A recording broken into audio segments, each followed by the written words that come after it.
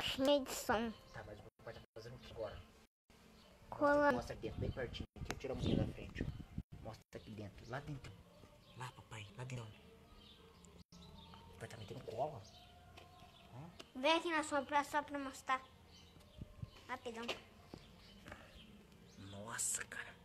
Tá cheio de cola, velho. Deixa eu botar. O papai tá botando cola sem dó, né? Ah, melecou tudo de cola. Não dá nada não, né? É só cola mesmo. Vai secar? É só cola, vai secar, né? Esse meleca.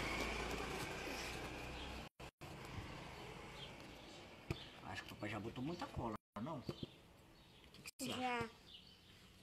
O papai tem que botar mais cola ainda. Eu acho melhor, em vez de ficar passando um montão dessa... Nossa, agora o papai passou muita cola.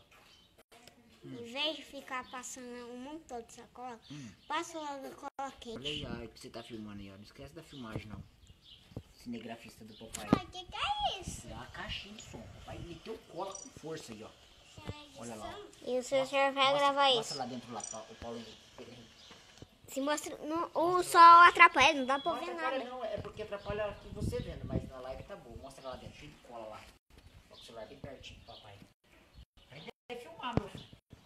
Pai, seu pai é um cinegrafista e você também não tem que aprender a filmar, ué.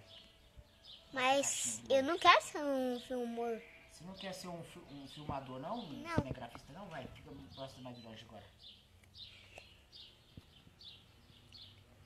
Vamos dar tchau pro povo, então. Fala, tchau, gente. Tchau. Tchau, gente. Desliga pro pai lá. Tchau. Ih, o pai desligar.